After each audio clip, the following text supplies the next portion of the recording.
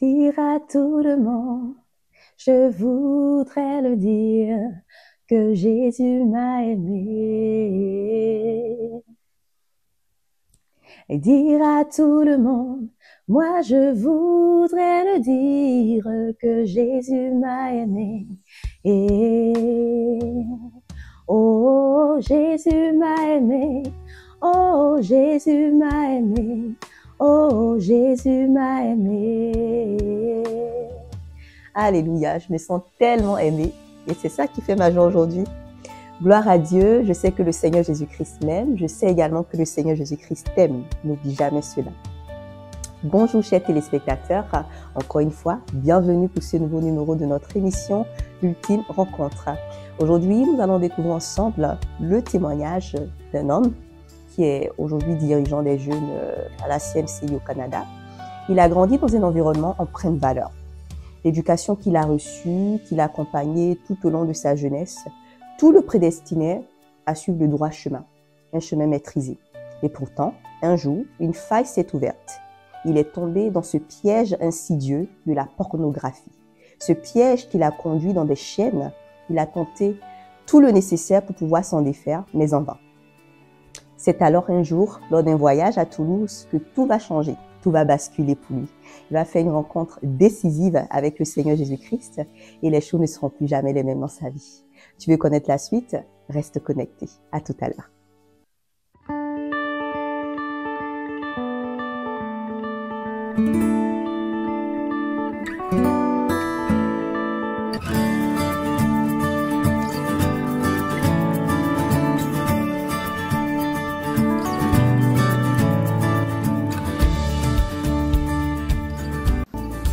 Allô, bonsoir ou bonjour. Donc moi c'est le frère Alain Tamno. Je suis disciple du frère Herman Bami, qui est notre pasteur à Toulouse.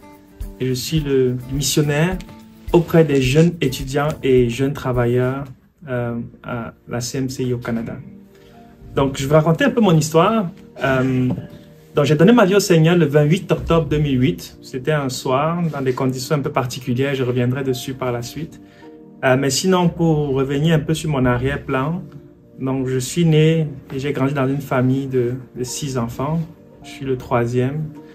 Donc 4 garçons et 2 filles. Donc j'ai grandi au Cameroun, plus précisément dans la ville de Yaoundé, qui est la capitale politique. Et j'ai grandi dans une famille plutôt religieuse. Donc j'ai fait mon parcours dès mon enfance en étant à l'église protestante, l'EEC, l'église évangélique du Cameroun. Donc j'ai grandi avec des valeurs chrétiennes, pas très profondes parce que, à vrai dire, je pense qu'on peut dire, sans se tromper, qu'on se souvenait qu'on était chrétien le dimanche, essentiellement, et puis à la période des fêtes de fin d'année, parce que c'est pas une maison où on pouvait dire qu'on lit la Bible ou qu'on prie même avant de manger. Toutes ces choses-là, c'était juste pas des choses que nous faisions. Mais toutefois, il y avait quand même des valeurs comme la vérité, le respect, avec lesquelles j'ai grandi. Donc, j'ai eu plutôt une enfance assez calme parce que faut dire que j'ai un père qui est assez sévère et très protecteur. Donc, j'ai pas eu une enfance tumultueuse, sortant, jouant jusqu'à pas d'heure comme certains pouvaient faire. Mon père était quelqu'un de très strict, donc je veux dire qu'il nous a vraiment tenu à la culotte quelque part.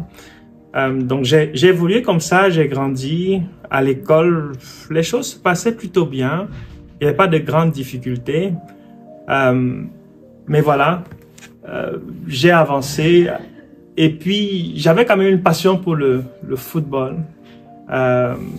Donc étant plutôt moyen à l'école, avec des résultats plutôt satisfaisants pour mon père, j'ai réussi à le convaincre là, de me faire inscrire dans une école de foot. Donc très tôt dans mon enfance, j'ai commencé à jouer au football dans un club vraiment au niveau professionnel. Et puis j'avançais, mais plus j'avançais dans le foot et que je gravissais un peu des échelons, ben moins à l'école, ça commençait à aller. C'est allé jusqu'au point où en classe de 4e, j'ai repris la classe de 4e. Et cette même année-là, ça coïncidait avec le fait que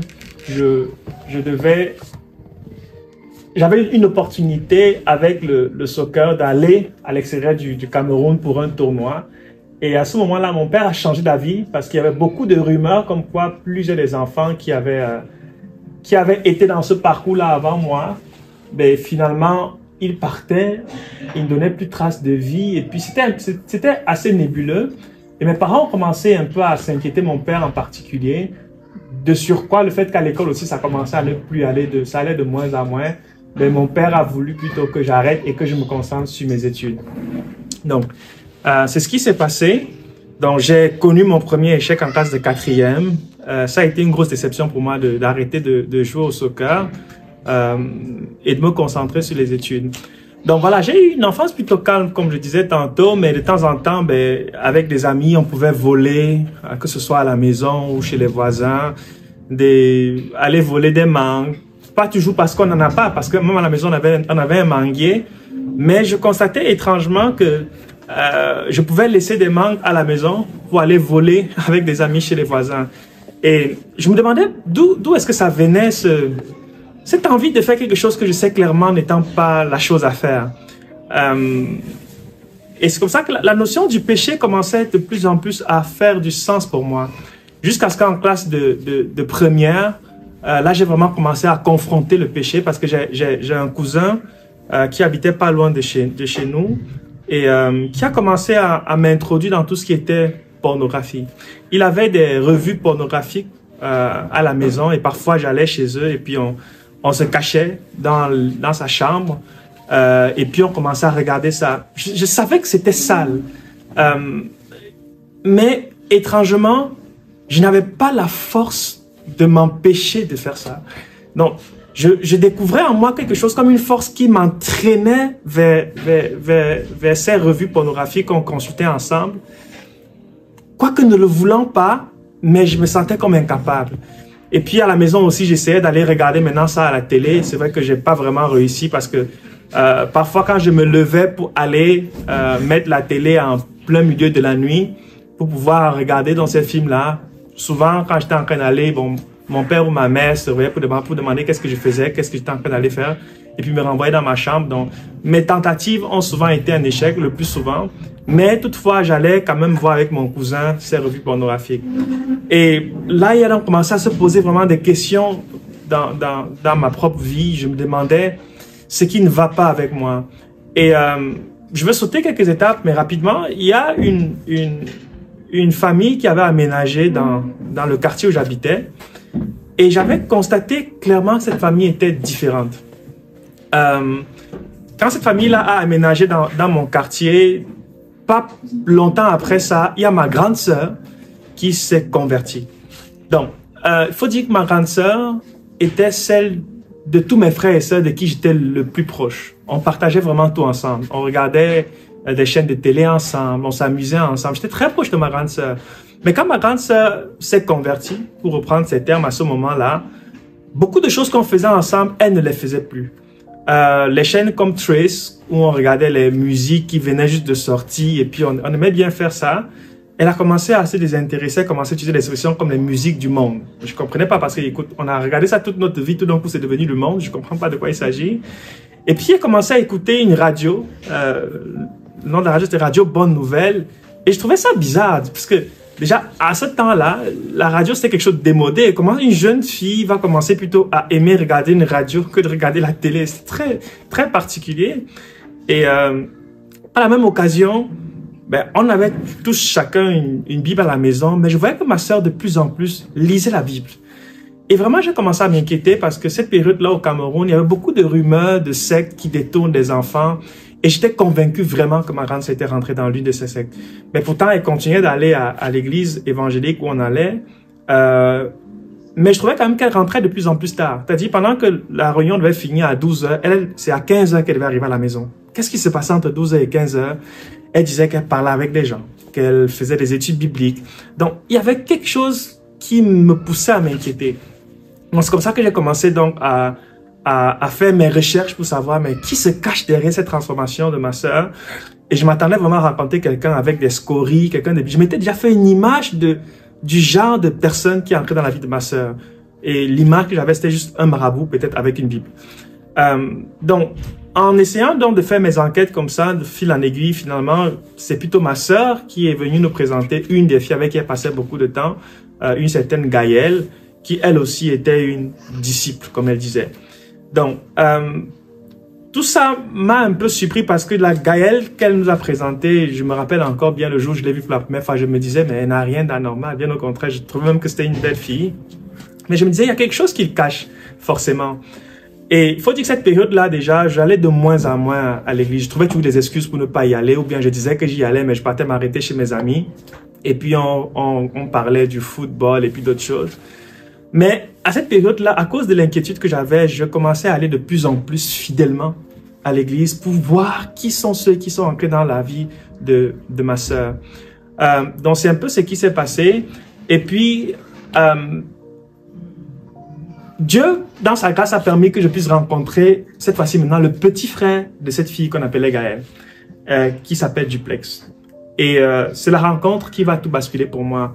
Parce que quand je veux rencontrer Duplex, je ne sais pas ce que j'ai vu en ce jeune homme, mais je sais que j'ai vu en ce jeune homme tout ce que je n'étais pas et tout ce que je voulais être. Quand il parlait, j'avais l'impression, et c'est la seule chose qui me vient quand je vais essayer de mettre des mots sur ce que je vivais. J'avais l'impression que quand Duplex parlait, qu'il y avait une main invisible qui apportait un parfum et qui parfumait ses paroles. C'est bizarre à expliquer. Mais je pense que le mot aujourd'hui, c'est la grâce. Il y avait vraiment une grâce qui coulait des lèvres de ce jeune homme. Je n'avais jamais vu ça chez personne.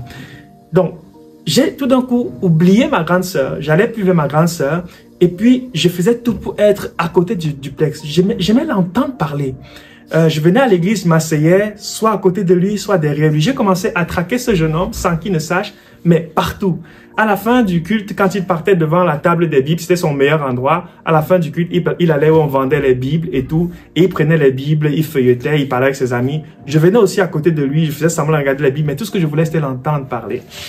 Donc, je sais pas comment, mais je sais que j'ai commencé à m'attacher fortement à ce jeune homme, qui était mon petit frère en passant. Et puis, j'avais eu un concours pour venir en France pour faire ma formation d'ingénieur. Et donc, on a dû reporter ma rentrée en février plutôt. Ce qui fait que j'ai eu plusieurs mois au Cameroun, entre septembre et février, où je n'avais pas de contraintes, je n'allais pas à l'école. Et là, on a fait un appel à l'église pour inviter les personnes qui étaient disponibles pour venir travailler un samedi. On devait couler une dalle. Et je me suis proposé ce jour-là. Et je sais que j'ai tout fait ce jour-là quand j'ai vu Duplex qui était là. J'ai tout fait pour être à côté de Duplex, pour pouvoir travailler à côté de lui. Mais Dieu, sachant comment il fait ces choses, a permis que je sois ce jour-là entre Duplex et son papa. Et je veux reconnaître que c'était peut-être la plus belle journée de ma vie. Parce que la journée, c'était une journée de travail, un travail très physique. Mais j'ai l'impression que ces 7 à 8 heures de travail sont passées comme 1 heure. Pendant toute la journée, Duplex et son père n'arrêtaient pas de parler des choses que j'avais l'impression de voir seulement à la télé. Ils parlaient des choses comme des guérisons, des choses comme des délivrances, des campagnes d'évangélisation. Bref, j'avais l'impression que ces gens vivaient Dieu et qu'avant de venir ce samedi-là pour travailler, ils avaient laissé Dieu chez eux.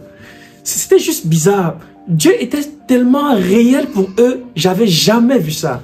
Donc, la journée est vite passée et puis je sais qu'à la fin de cette journée, tout ce que je voulais, c'était de déménager. Moi, je voulais vraiment quitter chez nous et puis aller chez ces personnes pour vivre là-bas et voir vraiment ce qui se passe. Je m'étais vraiment attaché à eux. On était là un samedi et j'aimais beaucoup cette famille. Et je passe des anecdotes un peu concernant Duplex, mais il a fait beaucoup de choses qui m'ont intrigué. Je prends peut-être un élément avant de poursuivre l'histoire. Et un jour, je partais à l'église, j'avais été envoyé pour mes parents pour signer une carte qu'on appelait la carte de communion. Et puis, ce jour-là, je marchais et puis Duplex était en train de marcher devant moi dans la salle où on se réunissait. Et puis, sur un banc, il y avait un cahier. Et en général, pour les cahiers au Cameroun, d'un côté, il y a des tables de multiplication et puis de l'autre côté, il y a une photo d'une personnalité, une star. Et puis, je sais que Duplex, il marchait devant moi et il s'est baissé, il a retourné le cahier qui était sur le banc, qui était posé là, et il a continué à marcher en se plaignant. Il se plaignait de ce que l'immoralité sexuelle est répandue partout, etc. Et moi, j'étais choqué parce qu'il me disait, écoute, c'est juste une photo, c'est une fille, bon, habillée, peut-être de manière légère, mais rien de bien inquiétant. Mais ce jeune homme était révolté par l'image qu'il voyait. Et moi, je disais, mais si voilà que je regarde les films, les revues pornographiques avec mon cousin, qu'est-ce qu'il va se dire? J'aurais bien voulu être libre de ce péché qui me tourmentait à cette période-là. Mais là, j'ai rencontré quelqu'un qui était tellement libre qu'une simple photo d'une personne, même pas dénudée, juste habillée avec un peu de légèreté, comme c'est la mode de nos jours, le révoltait. Je me disais, mais ça, c'est pas un homme normal. Comment il fait pour être sur Terre et être aussi libre de ces choses? Bref, il m'intriguait vraiment. Il m'intriguait vraiment. Donc, c'est ce qui s'est passé. Et puis, je reviens à l'histoire. On a travaillé ensemble ce samedi-là. Et après ce jour, je pense que c'était le mardi, le téléphone a sonné à la maison et il y avait une femme au téléphone qui était en pleurs. J'ai décroché et puis elle pleurait, me demandait de dire à ma mère de les retrouver rapidement chez les Duplex, chez le père de Duplex parce qu'il est mort. Et là, j'étais choqué au téléphone. Je dis, mais non, c'est pas possible. J'ai travaillé avec cet homme samedi et toute la journée, il n'a pas cessé de parler de son Dieu. Il est mort de quoi? Comment ça, il est mort?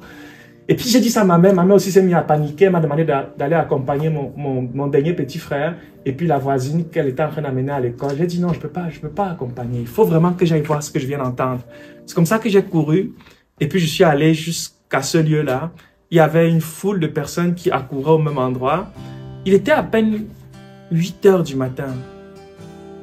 Et aussi étrange que cela puisse paraître, cet homme était couché dans sa cour, mort.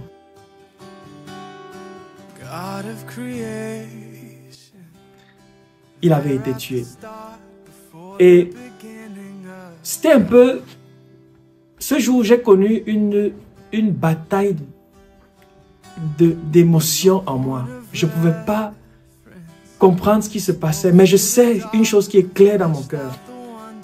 C'est que j'ai connu à la fois une guérison ce jour-là, mais quelque chose est né en moi. La guérison qui s'est produite, c'est que pendant toute mon enfance, ce que je n'ai pas dit depuis le début, c'est que j'ai été tourmenté par la peur de voir mon père mourir. Et ce qui fait qu'à plusieurs reprises, je me réveillais en pleine nuit, en train de pleurer. Souvent, je me couchais dans mon lit, je me réveillais dans le lit de mes parents, parce que j'avais rêvé que mon père était mort. C'est quelque chose qui m'a tourmenté. Et à chaque fois, je me posais la question de savoir si mon père meurt vraiment, qu'est-ce que je vais devenir? Et la seule réponse que je trouvais, c'est que si mon père meurt, ce que je fais, je me tue derrière. Parce que c'est lui qui faisait tout pour nous. Si je pouvais partir à l'école, c'est parce qu'il payait. Si je pouvais manger, c'est parce que c'est lui qui rationnait. Bref, mon père faisait tout. Et donc, c'est une question qui m'a vraiment tourmenté. Et pour montrer à quel point cette question m'a préoccupé, c'est que c'est à force de réfléchir à cette question que je suis arrivé de manière très étrange à une conclusion. Je me suis dit que si mon père était heureux, il vivrait longtemps. Et je me suis demandé, qu'est-ce qui rend mon père heureux? Et la seule chose que j'avais trouvé qui rendait mon père heureux, c'était quand on apportait des bons résultats à l'école. Et c'est comme ça que je suis devenu intelligent. Parce qu'à partir de ce jour-là, j'ai commencé à devenir meilleur à l'école. Parce que j'allais à l'école pour avoir de bons résultats, pour maintenir mon père en vie. Je ne sais pas d'où ça était venu, mais si on regarde mes bulletins, ça c'était en 4e que j'avais eu cette conclusion. À partir de la 4e, mes résultats, notamment dans les matières scientifiques, ont changé drastiquement. Je suis devenu super intelligent. Pourquoi? Parce que je voulais maintenir mon père en vie. Et ce jour-là, à côté du corps de cet homme, je me suis dit une chose que même si on mettait un fusil sur ma tempe, je n'étais pas capable de dire. J'ai dit ce jour-là, mon père peut mourir, mais un homme comme ça ne doit pas mourir. Mais le fait d'avoir pensé et dit ça à moi-même, c'était déjà une guérison. Parce que je redis encore, tu ne pouvais rien faire pour m'amener à dire et à confesser que mon père pouvait mourir. Mais quand j'étais devant cet homme, je me suis dit que mon père peut mourir. Mais un homme comme ça, il a tellement à apporter au monde qu'il ne va pas mourir. Et la deuxième chose qui s'est passée, c'est que jusqu'ici, j'étais quelqu'un qui croyait que Dieu existait. Mais ce jour, une haine viscérale est née dans mon cœur pour Dieu. Je dis, si Dieu existe, alors je le déteste. Parce que si un homme comme celui-là peut passer toute sa vie à ne faire que parler de Dieu à tout le monde, si c'est pour finir en étant tué comme un chien. Où est ce Dieu-là dont il parlait? Il parlait des délivrances, des guérisons et il prêchait l'évangile tout le temps. Où est passé ce Dieu? Son Dieu n'était pas capable de le protéger. Pour moi, deux choses. Soit Dieu n'existait pas, c'était une foutaise qu'on avait rencontrée depuis tout petit. Ou alors si Dieu existe, alors il est le plus sadique et le plus méchant être qui puisse exister. J'avais une haine contre Dieu. Du moins s'il existait, parce que je remettais déjà en question même son existence. Et c'est comme ça, le deuil a suivi son cours. Quelques heures après, Duplex est revenu, vers 11 h, je pense, on est allé les chercher à l'école.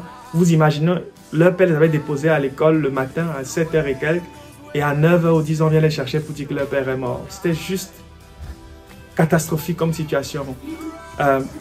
Juste mettre dans le contexte, son père avait une quincaillerie, et ce jour-là, c'est sa mère qui était à la quincaillerie. Lui, il était à la maison en train de travailler sur sa porcherie. Il venait d'aménager dans cette maison-là. Et donc, des bandits étaient venus pour voler chez eux manifestement et étaient surpris de le trouver sur place. Et ils ont utilisé les instruments qu'il utilisait pour travailler sa porcherie pour le tuer. Donc, je ne veux même pas dire qu'on l'avait tué, on l'avait juste massacré. Donc, c'est comme ça. C'était un deuil qui était très particulier. Je me rappelle encore du texte descendant la colline qui menait chez eux, retirant sa tenue de classe, jetant, allant dans la maison, sortant avec une Bible. Et puis, il s'est assis sur la petite marche qu'il y avait. Je pensais qu'il allait sortir des allumettes et brûler la Bible, mais ce n'est pas ce qu'il a fait. Il ouvrait sa Bible, il lisait, il fermait, il pleurait, il parlait à Dieu. Moi, je me disais, pourquoi il parle encore à Dieu? C'est n'importe quoi, il doit brûler cette Bible-là. Qu'est-ce qui se passe avec cette famille? On les a larvé le cerveau. Si Dieu existe, pourquoi Dieu n'a pas protégé son papa? Bref, j'étais dans tous mes états. Mais je voulais réconforter Duplex, mais j'ai l'impression que j'étais juste pas capable, que c'était finalement Duplex qui me réconfortait. Donc, je passe les détails parce que c'est un deuil que je vais vivre de bout en bout, mais le jour du déclic, ça va être le jour de la veillée. Donc, il faut savoir, quand Duplex est rentré, la police avait déjà emporté le corps de leur père. Et puis, les parents ne voulaient pas que les enfants voient leur père. Parce que, comme je dis, on l'avait massacré, on l'avait défiguré. Et c'était difficile de cacher ça. Donc, en plein milieu de la veillée, finalement, les parents ont décidé que les enfants devaient quand même aller voir le corps de leur père. Il était dans son cercueil en plein milieu du salon. Et puis, ça s'est décidé là. Et je me rappelle encore Duplex avançant avec sa sœur et puis son petit frère, marchant vers le cercueil de leur père. Et puis, quand Duplex s'est baissé et qu'il a vu le visage de son père, il a poussé un cri. C'était un cri vraiment perçant. Parfois, j'ai l'impression d'entendre encore ce cri dans mon cerveau. Il s'est mis à pousser un cri et puis là, tout le monde a recommencé à pleurer. Je ne sais pas combien de temps ça a duré, mais on a l'impression que c'est à ce moment-là que le deuil avait commencé. Et tout le monde pleurait dans la salle. Et puis à un moment, Duplex a fait signe de la main. Tout le monde s'est calmé. Et là, il a dit qu'il devait prier. Il a prié d'abord, premièrement, pour sa mère. J'ai vu la femme de ce monsieur maigrie à vue d'œil. On était certain qu'on va aller enterrer son mari et quelques jours après, c'est elle qu'on va enterrer. Elle était vraiment affectée par le deuil et ça se comprenait. Il a prié pour sa maman. Les frères de l'église étaient là. J'avais la tête baissée, comme un bon religieux. Il priait. Et après, il a commencé spontanément à prier pour ceux qui étaient là pour les soutenir. Et il rendait grâce à Dieu pour l'église. Merci pour les frères qui sont là, qui se tiennent avec nous en ce temps difficile. Il rendait grâce à Dieu pour l'église. Et après avoir prié pour l'église, il a commencé à prier pour ceux qui ont fait ça. Je me rappelle encore, il a dit, Père, je te prie pour ceux qui ont fait ça. Et quand il a commencé à prier pour ceux qui ont tué son père, je ne sais pas pourquoi, mais spontanément, j'ai levé ma tête et j'ai ouvert mes yeux pour le regarder. Je crois que j'avais des attentes. Je pensais qu'il allait demander peut-être que ces gens soient arrêtés, qu'ils soient jugés, mis en prison. Bref, je m'attendais à des choses comme ça. Mais j'ai été littéralement choqué par ce que j'attendais. Parce que j'ai l'impression que chaque fois qu'il demandait quelque chose pour ces gens qui ont tué son père, j'ai l'impression qu'on m'enlevait un os. Je me sentais perdre des forces. Il a demandé que ces gens écoutent l'évangile. Il a demandé que ces gens se convertissent. Il a demandé que ces gens deviennent des prédicateurs de l'évangile. Il a demandé que Dieu leur pardonne. À chaque fois qu'il demandait quelque chose, j'avais l'impression qu'on m'enlevait un os, comme si j'étais en train de m'écrouler sur moi-même. Et au moment, je ne supportais pas ce qui s'est passé. Je suis sorti de la salle en courant, je suis rentré chez nous. Et je suis arrivé chez nous. Je me suis retrouvé à genoux dans la chambre que je partageais avec mon grand frère. Et là, il y a eu un profond sentiment de culpabilité qui est tombé sur moi. Et je me sentais tout d'un coup sale. Je sais que ce jour-là, ce qui m'est venu à l'esprit, c'est que je voulais creuser la terre et m'enterrer. Je ne sais pas comment je peux l'expliquer, mais je me sentais tellement indigne d'être sur terre que je voulais me cacher, mais je ne sais pas de qui je voulais me cacher. Je me sentais tellement sale. Et j'ai eu l'impression que quelqu'un a passé ma vie sur un écran sous mes yeux. Et là, je me voyais, je me rappelle encore, moi, je me suis vu en train de prendre 50 francs dans le portefeuille de ma mère pour aller jouer aux jeux vidéo avec. Et là, comme si quelqu'un me disait voleur. Je ne sais pas comment décrire ça, mais je sais que pendant un moment, tout ce que je faisais à genoux, c'était « Seigneur, pardonne-moi, pardonne-moi, pardonne-moi, pardonne-moi, pardonne-moi ». Je passais le temps à demander pardon. Je réalisais comment j'étais sale, comment je me sentais juste coupable devant Dieu de tellement de choses.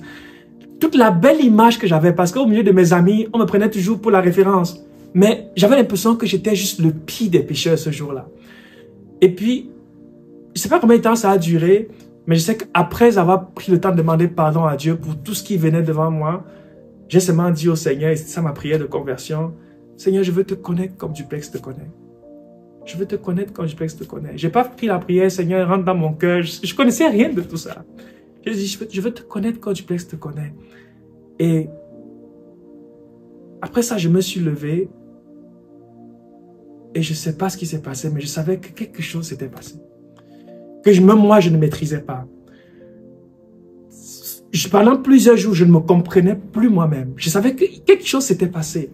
J'avais hâte de partager ça avec Duplex, mais Duplex avait voyagé pour l'enterrement de son père. Et je me rappelle quand il est revenu de voyage, je suis allé le rencontrer. On s'est croisés au bord de la route.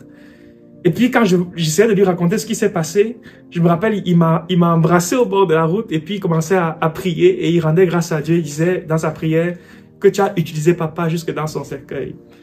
Et c'est vrai que c'est une prière qui m'a fait pleurer parce qu'à un moment et pendant plusieurs années dans ma marche avec Dieu, je m'en suis voulu pour ça.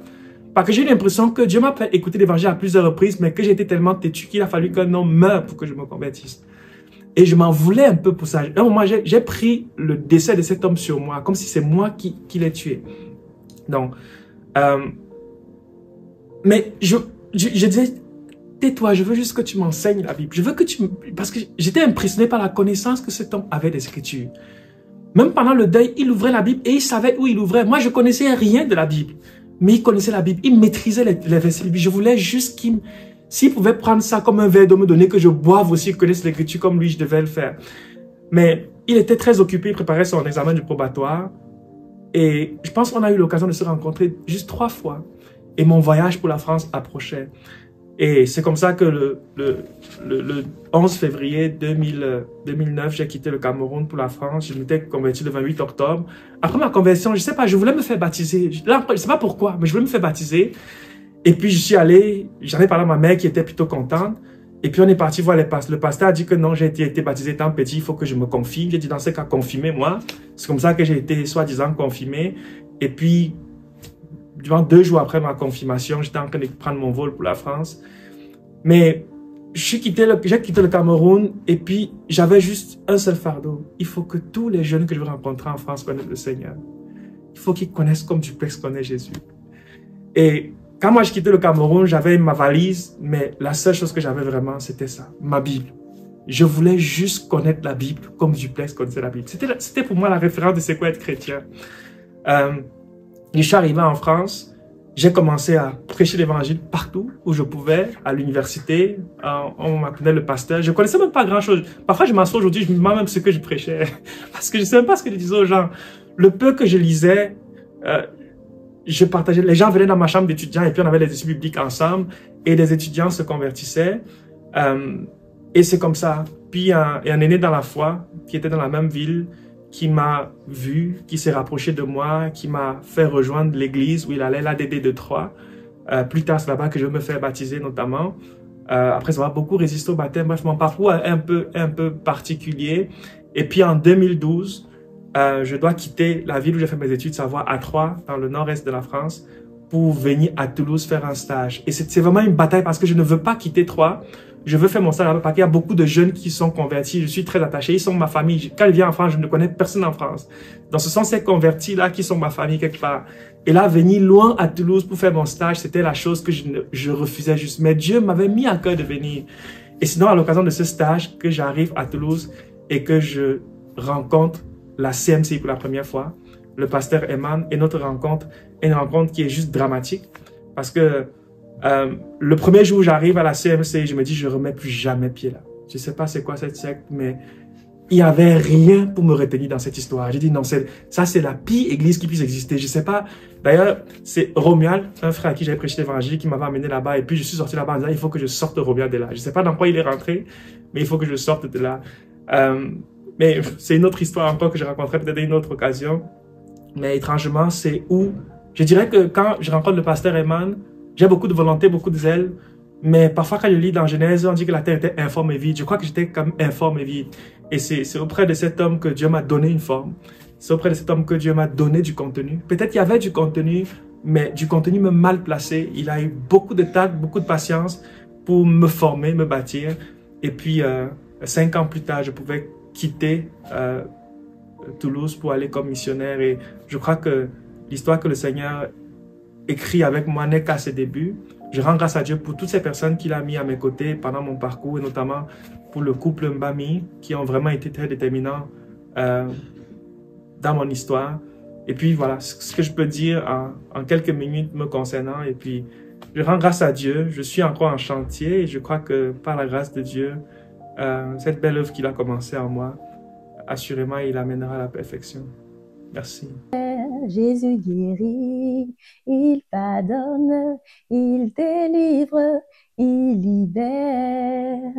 On a vu le Seigneur Jésus-Christ qui a libéré notre frère Alain Tamno. Jésus délivre, Jésus pardonne, il guérit, il libère. Ce qu'il a fait pour lui, il peut également le faire pour toi.